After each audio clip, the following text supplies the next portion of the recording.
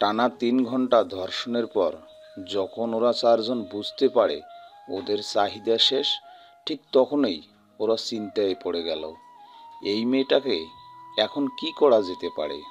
সর্বপ্রথম আদিবেই মুখ খুলল এবং তার 2 বন্ধুর উদ্দেশ্যে বলল, দোস্ত, রাগের মাথায় তো এসব করে ফেললাম, এখন এর কি করব? ইমনের মুখে এমন কথা শুনে রকি বলল, এখানেই ফেলে চলে যাই না। এবার রকির কথায় সায় দিয়ে আফসান বলে ওঠে, রকি তো ঠিক বলেছে, একে দেখেই মনে হচ্ছে ওর আর ওঠার শক্তি নেই, এখানেই মরে যাবে। ওদের 3জনের মুখে এমন কথা শুনে জনি বলে ওঠে, কিন্তু যদি কোনো মানুষ এখানে আসে, অথবা যদি ওই কোনো মতে বেঁচে যায়, তবে আমাদের কি হবে একবার ভেবে দেখেছিস? এবার রকি বলে ওঠে, তাহলে কি করব, তাড়াতাড়ি ঠিক কর। এবার একটু চিন্তা ভাবনা করে জনি বলে ওঠে, এখানেই মাটি চাপা দিয়ে দেই, তোমরা কি বলিস? তারপর আফসান একটু ভেবে নেয়, ভেবে নেওয়ার পর বলে ওঠে, তাই কর, ওকে মেরে ফেল। কিন্তু কে মারবি ওকে? ওদের মধ্যে সবচেয়ে সাহসী ও সাইকো হলো জনি। ওর আবার কথায় কথায় মারামারি খুনখারাপি করার অভ্যাসও আছে। দাঙ্গা ফাঁসার আগেই ও থাকে। এবারও ব্যতিক্রম হলো না। শেষে জনি বলে উঠল, ঠিক আছে, তোরা কেউ পারবি না, আমি করব। এ কথা বলেই জনি চলে গেল তুলির কাছে। ততক্ষণে তুলির একটু জ্ঞান ফিরেছে। অবশ্যই এতক্ষণ তুলি চোখ বন্ধ করে থাকলেও ওদের সমস্ত কথা ওর ব্রেন পর্যন্ত পৌঁছাচ্ছিল। অতঃপর তুলি চোখ মেলে তাকিয়ে দেখে জনি ওর দিকে এগিয়ে আসছে। তখন তুলি কোনোরকম বিড়বিড় করে বলে, প্লিজ আমাকে মারবেন না, আমি কথা দিচ্ছি আপনাদের কারো বিরুদ্ধে আমি কিছুই করব না, আমাকে যেতে দিন প্লিজ, আমি বাঁচতে চাই। তুলি কথা বলতে বলতে বসার চেষ্টা করে এবং সমস্ত শক্তি দিয়ে দাঁড়াবার চেষ্টাও করে, কিন্তু না, ও পারে না। কারণ ততক্ষণে জনি ওর কাছে এসে কাঁধের উপর এক পা দিয়ে দাঁড়িয়ে যায় আর খুব তীক্ষ্ণ ও হিংস্র কণ্ঠে বলে, তুই যে আমাদের জন্য বড় বিপদ। তখন তুলি বলে, আমি কথা দিচ্ছি আমার দ্বারা আপনাদের কোনো বিপদ হবে না, আমি কাউকে কিছু বলবো না, এ নিয়ে আর কোনো কিছুই হবে না, প্লিজ আমাকে ছেড়ে দিন। এবার জনি বলে, তোর কথায় আমাদের কোনো বিশ্বাস নেই, তোকে মরতেই হবে আজ। তুলির সাথে জনি কথা বলতেছিল আর চোখের ইশারায় রকিকে দিয়ে একটা বড় পাথর চেয়ে নিল। তুলি দেখতে পায় সেই বড় পাথরটা ওর মাথা বরাবর ছুটে নিয়ে আসে। তাই সে চোখ বন্ধ করে বাঁচার চেষ্টাতে আকুতির সুরে বলে ওঠে, প্লিজ আমাকে মারবেন না, আমাকে ছেড়ে দিন। এভাবে অনেক কাকুতি মিনতি করতে থাকে, কিন্তু কোনো কাজ হয়নি। আর কিছু বলতে পারল না সে। ততক্ষণে জনি ওর মাথায় পাথর দিয়ে আঘাত করেছে। তুলির মাথা ফেটে চৌচির হয়ে গেল, সম্ভবত কয়েক সেকেন্ডের মধ্যে মরেও গেল। ওরা চারজন মিলে তুলিকে ওখানেই মাটি চাপা দিয়ে দেয়। আশপাশের সমস্ত চিহ্নগুলো মুছে দিল, এমনকি মাটি চাপা দেওয়ার পর তার উপর লতা পাতা ছিটিয়ে আগের মতো করে দিল। অবশেষে ওরা চলে আসলো আর এমনভাবে দৈনন্দিন কার্যক্রম করতে লাগলো যেন কিছুই হয়নি বা এসবের কিছুই ওরা জানে না। এবার আসুন ফিডব্যাকে দেখে নেই কী ছিল এদের অতীতে, যার কারণে আজকে এদের পরিণতি এমন হলো। হ্যাঁ, জনি, রকি, আফসান ও আবিদ, ওরা চারজন খুব ক্লোজ ফ্রেন্ড। ওরা একই এলাকায় থাকে আর ছোটবেলা থেকেই সব কিছুতে ভাগাভাগি ও টানাটানি করার অভ্যাস। এমন কোনো টপিক নাই যেটা নিয়ে ওরা শেয়ার না করে। তুলি ওই এলাকায় নতুন এসেছে। রকি যে ফ্ল্যাটে থাকে ওখানেই তুলি আর ওর পরিবার সবাই উঠেছে। রকিদের সঙ্গে ওদের পরিবারের ভালোই সম্পর্ক রয়েছে। এখন নিশ্চয়ই ভাবছেন যে কেন তাহলে তুলির সঙ্গে এমন হলো। তুলিকে রকির অনেক ভালো লাগতো।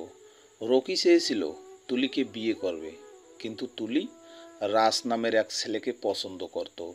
তুলিকে রকি অনেক বুঝিয়েছে, কিন্তু কাজ হয়নি। আর সেদিন রকি একটু জোর করতেই তুলি ওকে থাপ্পড় মারে।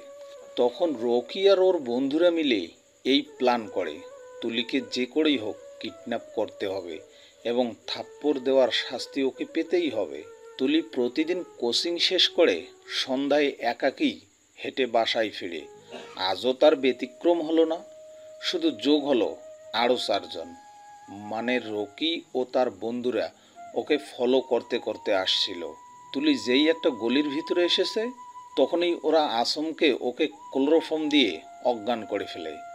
তারপর 3 জনে ধরাধরি করে ওদের পিছনে নিয়ে আসে, গাড়িটিতে তুলে নেয়, যা এতক্ষণ রাফসান ড্রাইভার করছিল।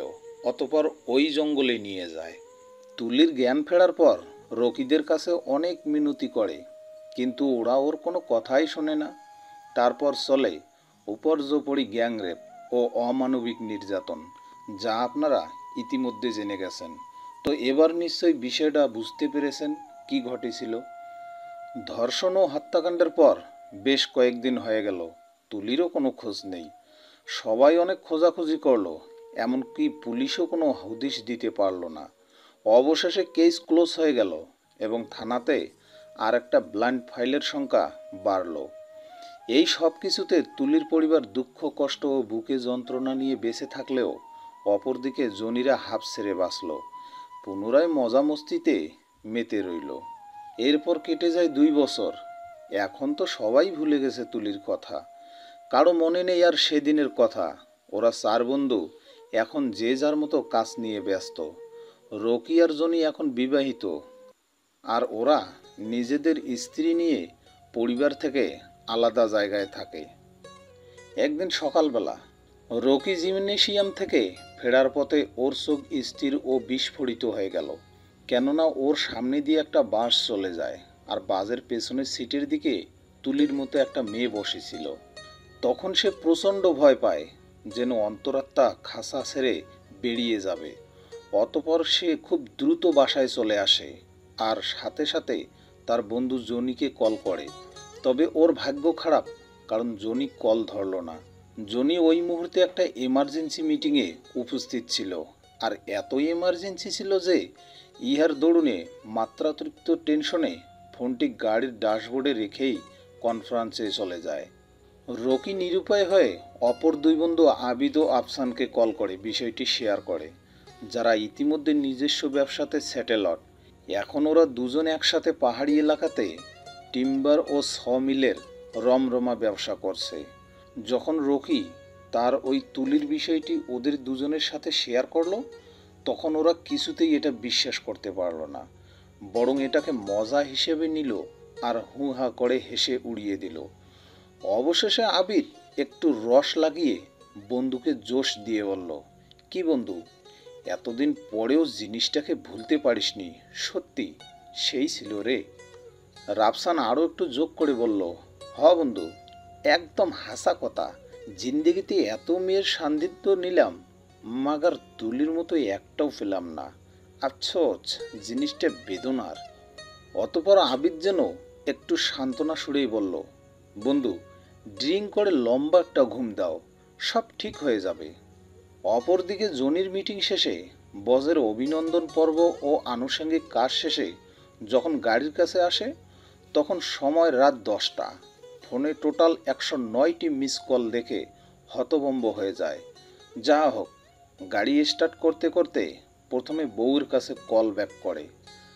যখন তার স্ত্রী কলটি রিসিভ করে, তখন বলে ওঠে, সরি বেবি, এক্সট্রা এক্সাইটেডের জন্যে মোবাইল গাড়িতে রেখেই মিটিংয়ে অ্যাটেন্ড করে ফেলেছিলাম।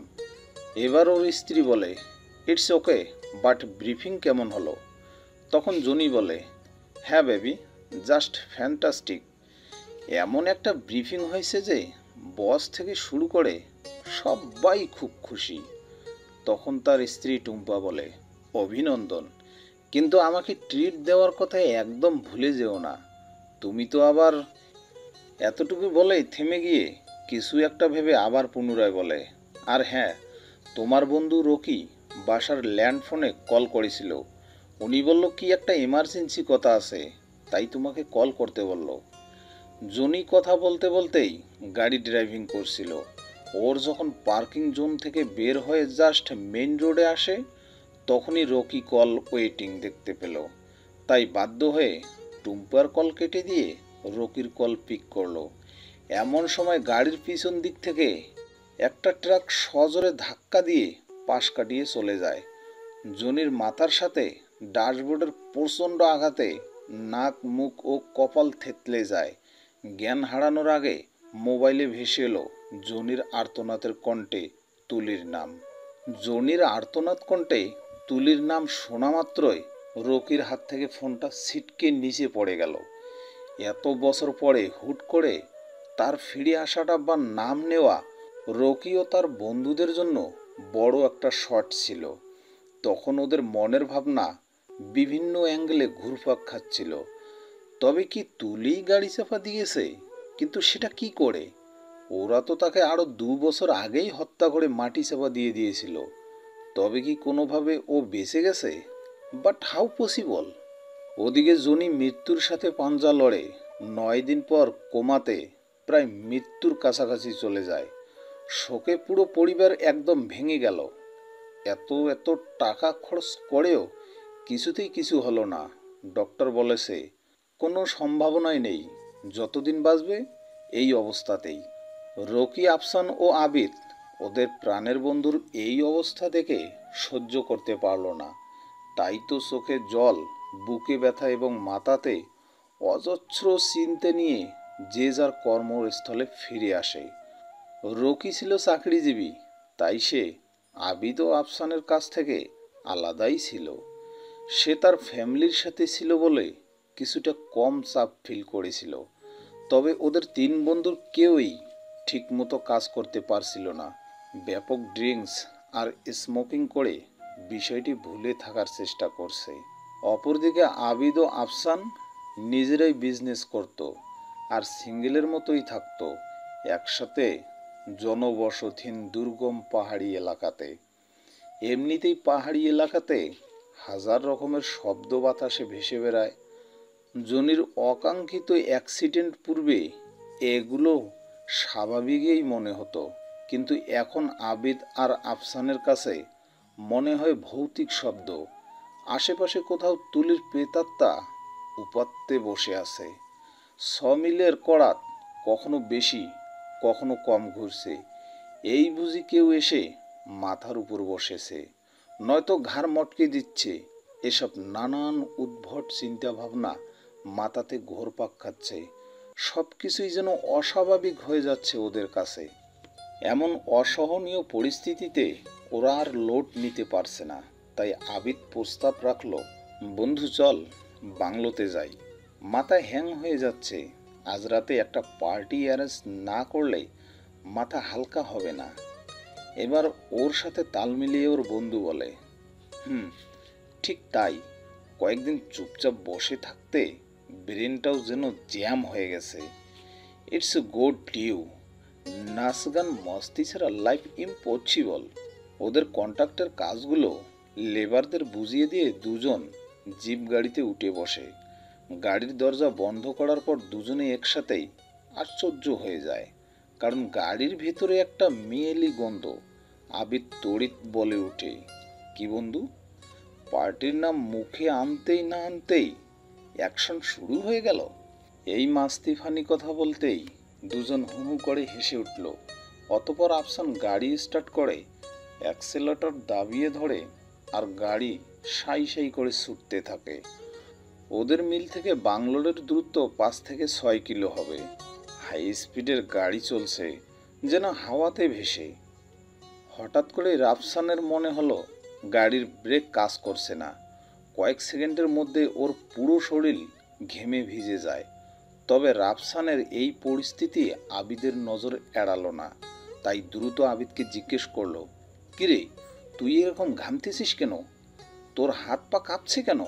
আর গাড়ির এই স্পিড এত বাড়াচ্ছিস কেন? অ্যাক্সিডেন্ট ঘটবে তো। এবার রাফসান কাঁপা কাঁপা কণ্ঠে বলে, আবিদ মনে হচ্ছে আমরা মরতে চলেছি। এবার আবিদ হতভম্ব হয়ে বলে, তুই এসব কি পাগলের প্রলোভ বকছিস? রাফসান এবার গলার স্বর কম্পিত করে বলে, বন্ধু গাড়ির ব্রেক ফেল করেছে। ওদিকে রকিদের অফিসে অ্যাকাউন্টিংয়ের নতুন একটা মেয়ে জয়েন করেছে। সবার মুখে একই বাক্য, যেই চেহারা সেই স্মার্ট। নতুন মেয়েটিকে নিয়ে অফিসের বস সবার সাথে পরিচয় করিয়ে দেওয়ার জন্য হলরুমে ডাকলেন।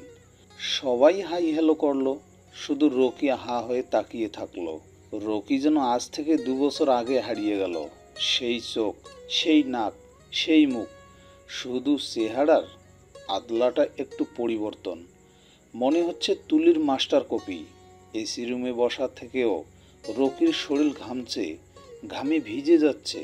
তাই ওয়াশরুমের নাম করে হলরুম ত্যাগ করলো।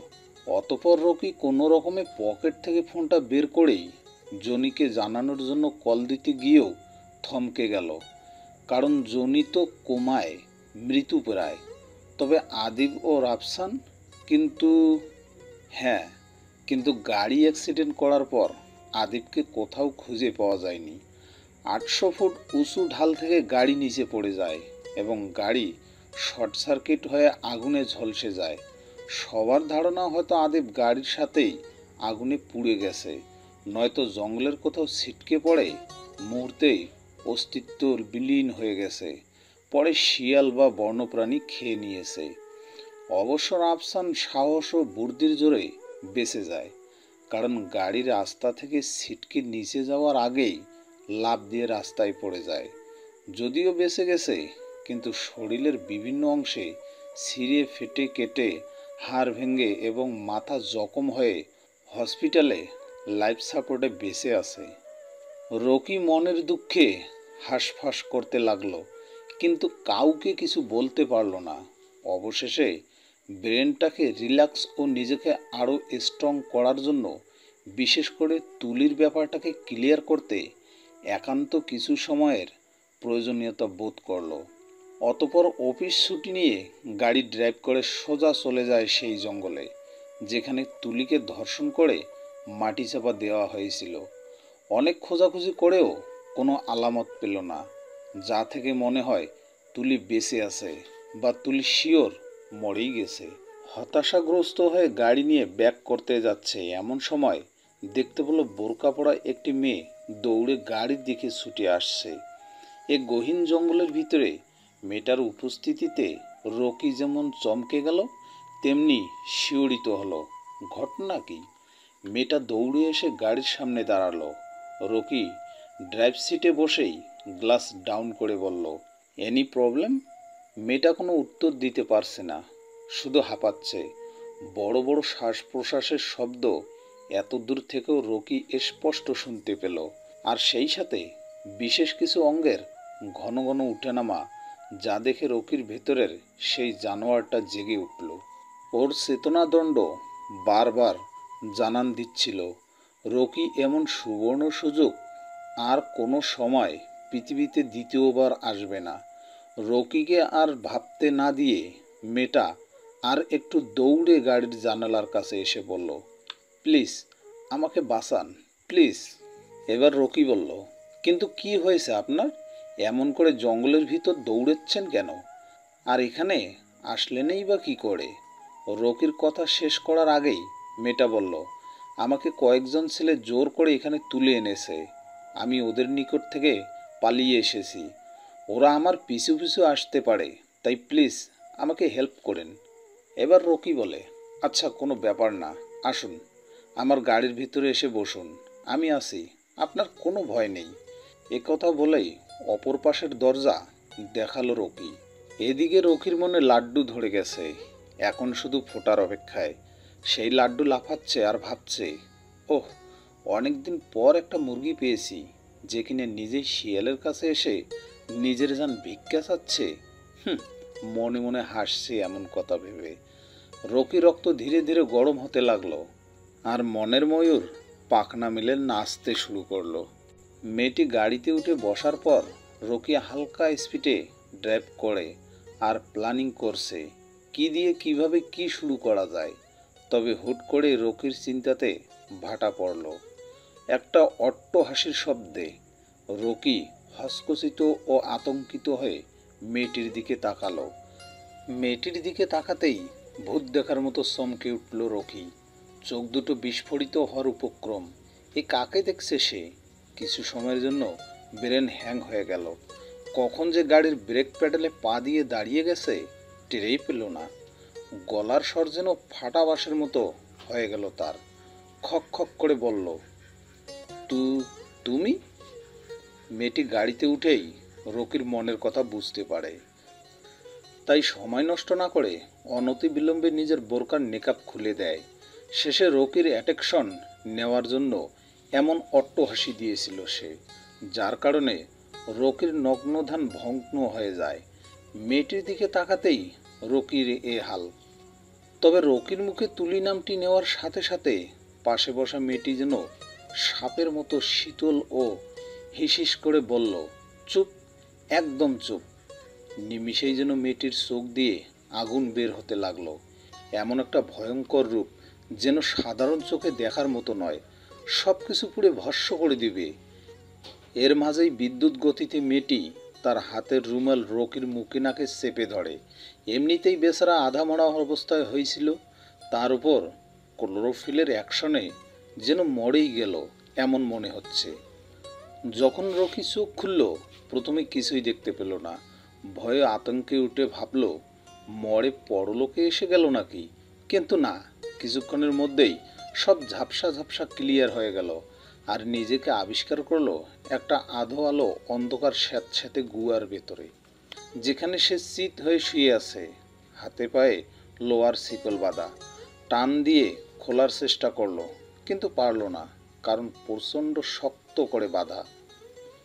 রকি যেন দুঃস্বপ্ন দেখছে, সব কিছুই কেমন ঘোলাটে ঘোলাটে লাগছে। ও এখানে কেন, কিভাবে আসলো, কে নিয়ে আসলো, আর ওই মেয়েটি কোথায়? তুলির কথা মনে মনে ভাবতেই রকির ব্রেন যেন 360 ডিগ্রিতে ঘুরতে লাগলো। কখনো সে 2 বছর আগের ঘটনাতে চলে যাচ্ছে, কিভাবে তুলিকে কিডন্যাপ ও রেপ করার পর হত্যা করে মাটি চাপা দিয়েছিল। আবার কখনো জনি, রাফসান ও আদিবের দুর্ঘটনার কথা মনে পড়ছে। আবার ও নিজেই কিভাবে কিডন্যাপ হয়ে গেল। তবে কি তুলি এসব করছে? কিন্তু ও তো মরে গেছে। আচ্ছা, মরা মানুষ কখনো কি জিন্দা হয়, নাকি ওর প্রেতাত্মা? এসব তো হরহর মুভিতে দেখেছি, বাস্তবেও কি সম্ভব? তবে কি? এসব নানান উদ্ভট চিন্তাভাবনা করতেই যেন আচমকা ওর কাছে সব পরিষ্কার হয়ে যায়। এক ঝটকায় শোয়া থেকে উঠে বসে এবং চারিদিকে ভালো করে লক্ষ্য করতে থাকে। তবে এবার আরও বিস্ময়ে হতবিম্বল হয়ে যায়, কারণ ওর পাশেই একটু দূরে ওর মতো করেই বন্দি অবস্থায় শুয়ে আছে আবিদ। ভূত দেখলেও হয়তো এতটা ভয় পেত না রকি, যতটা ভয় পেয়েছে আদিবকে দেখে। এটা কি করে সম্ভব? আদিব তো মরে গেছে, তবে কি ওও মরে গেছে? এখানে কি মৃত ব্যক্তিদের রাখা হয়, কিন্তু ওর হাতে পায়ে শিকল কেন? এটা কি জাহান্নাম? না না, রকি আর ভাবতে পারছে না। মাথা কেমন যেন ঝিমঝিম করছে। পুনরায় অজ্ঞান বোধ করল সে। আবিদ এতক্ষণ ঘুমিয়েছিল, কিন্তু পাশের লোকটি কান্না করছিল। কান্নার শব্দে হুড়মুড়িয়ে উঠে যায়। ঘুম থেকে উঠেই পাশে পড়ে থাকা লোকটিকে এভাবে দেখে আদিব নিজেও ভয়ে শিউরে ওঠে। গলদঘর্ম হয়ে চেঁচিয়ে বলে, কে ওইখানে, কে? আদিবের আওয়াজ শুনে রকি কান্না থামিয়ে মাথা উঁচু করে তাকায় এবং বন্ধুর জ্ঞান ফিরেছে দেখে এত কিছুর পরেও বন্ধুকে পেয়ে কিছুটা খুশি হয়ে বলল, আমি রকি, আমাকে চিনতে পারছিস না বন্ধু? তখন আদিব রকির মতো আবেগে আফুল্লিত হয়ে বলে, রকি বন্ধু, আমরা, তুই কি করে আসলি এখানে? তখন ওর বন্ধু বলে, আসিনি রে বন্ধু, আমাকে কিডন্যাপিং করা হয়েছে। আর তুই? আমার মতো সবাই ভেবেছিস তুই? রকির কথা শুনে আদিব অবাক ও দীর্ঘশ্বাস ছেড়ে বলে, মরে গেছি তাই তো ভাবছিস? এবার একটু দম নিয়ে পুনরায় বল। এটাই তো স্বাভাবিক বন্ধু, তবে মরে গেলেও হয়তো বেঁচে যেতাম, কিন্তু এখন? আদিব একটু বলেই আবার দীর্ঘশ্বাস ফেলল। তবে রকির সাথে সাথে জিজ্ঞেস করলো, কি এখন? হ্যাঁ বলছি। আর অবাক কাণ্ড কি জানিস? রকির নিকট থেকে উত্তরের অপেক্ষা না করেই আবার নিজে দ্রুত বলল, সেই মৃত তুলিও জীবিত হয়ে ফিরে এসেছে। আর আমাদের গাড়ি বা জনির গাড়ি অ্যাক্সিডেন্ট, এসবই তুলি করিয়েছে। লম্বা শ্বাস নিয়ে আবার বলল, এদিকে আমাকেও বাঁচিয়ে এভাবে অন্ধকার গুহার ভেতরে জিন্দা লাশের মতো বেঁধে রেখেছে, তাই না? এসব কথা শুনে রকির চোখ যেন কপালে উঠে গেল। বিস্ময় বিহ্বল হয়ে বলল, কিন্তু কেমনে, কি করে হলো বন্ধু? রকিদের কথা জানি না রে, তবে রাফসান গাড়ি থেকে লাফ দিলে একটু পর আমিও সাহস করে লাফ দেই। তবে আমার কপাল খারাপ ছিল, তাই পাহাড়ের ঢলে পড়ি আর গড়িয়ে পাহাড়ের তলদেশে। তারপর দুজন লোক আমার কাছে আসে, আর কিছু মনে নেই। তবে যখন চোখ খুলি তখন নিজেকে এখানেই দেখতে পাই। ওদের কথা বলার এই পর্যায়ে রুমের ভিতর দুটি ব্লাড লাইট জ্বলে ওঠে। হুট করে সূর্যের তীক্ষ্ণ আলো চোখে পড়ার মতোই যেন আবিদ ও রকির চোখ ঝলসে গেল। চোখ কসলাতে কসলাতে দেখতে পেল দুজন মানুষ ওদের সামনে দাঁড়িয়ে আছে। দুইজন সুটাম দেহের অধিকারী, একজন দেখতে কালো কিন্তু লালচে চোখ, অন্যজন ফর্সা ছিল, রকচটা টাইপের। এরই মধ্যে লাল চোখওয়ালা গুহার ভেতর কম্পন তোলে। রোবটের সুরে এক নিঃশ্বাসে বলল, অনেক জ্বালিয়েছিস তোরা, আর নয়। এখন আমি তোদের যা যা বলবো তার সোজা সাপটা জবাব দিবি। আর যদি কেউ উল্টাপাল্টা করিস কিংবা উল্টাপাল্টা জবাব দিস, ফের লাইট ও দরজা বন্ধ করে চলে যাব। কিছুটা ভয় ও মৃত্যুর আতঙ্কে রকি বলল, কিন্তু আপনারা কে? আমাদের এইভাবে এখানে আটকে রেখেছেন কেন? রকির কথা শুনে এবার রকসাটা টাইপের লোকটি দাঁত চিবিয়ে চিবিয়ে বলল, চুপ, একদম চুপ। আগেই বলেছি, কোনো প্রশ্ন নয়, শুধু উত্তর চাই, নয়তো সোজা নরকে নিক্ষেপ করব। রকসটার সাথে যোগ দিয়ে লাল চোখওয়ালা ফের বলল, এখন বল, আজ থেকে 2 বছর আগে তুলির সাথে কি ঘটেছিল? আদিবের পূর্বে থেকেই ভয় বেশি ছিল, তার উপর এত কিছু ঘটে যাওয়াতে ভীষণ আতঙ্ক ফিল করলো। ওই ঘাবড়ে গিয়ে হুড়হুড় করে সব বলে দিল, শুরু থেকে একের পর এক সবটা। ওর বলা শেষ হতেই একজন ভিডিও রেকর্ডিং বন্ধ করে দিল। এতক্ষণ যে সমস্ত তথ্য দিয়েছে সবটা রেকর্ড করা হয়েছে। ওদিকে অন্যজন 2 সেট কাগজ কলম নিয়ে আসলো। ওদের দুজনের দিকে তাকিয়ে বলল, সবটা এই কাগজে বিবৃতি দিয়ে নিচে সাইন করে দে। জীবনে অনেক পাপ করেছিস তোরা, পৃথিবীর মানুষকে এগুলো দেখাতে হবে, জানাতে হবে।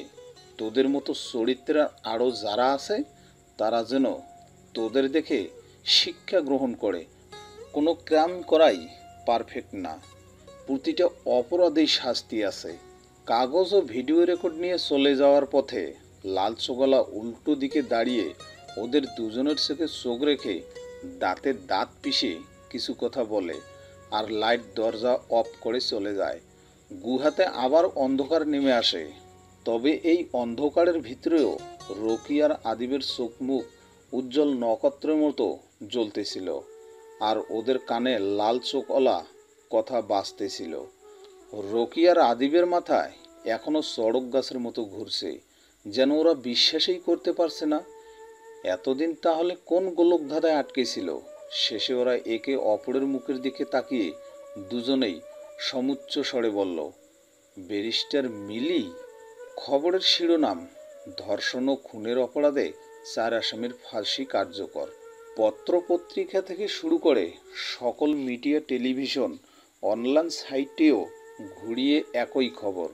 কাল্পনিক ও বাস্তব কেসকে বাস্তবে সফলতার দুয়ারে এনে দিয়েছে উদীয়মান ব্যারিস্টার মিলি। এটাই প্রথম কেস, কিন্তু অবিশ্বাস সফলতা। অনেক নামি দামি জ্ঞানী উকিল ব্যারিস্টারদের আইডিয়াল, আরও কত শত নানান উপমা বিশ্লেষণ দিয়ে ভরপুর খবরগুলো। সুপ্রিম কোর্ট থেকে মাত্র 3 দিনে রকি, আফসান, আদিব ও জনির ফাঁসির আদেশ কার্যকর করিয়ে ছাড়লেন এই ব্যারিস্টার মিলি।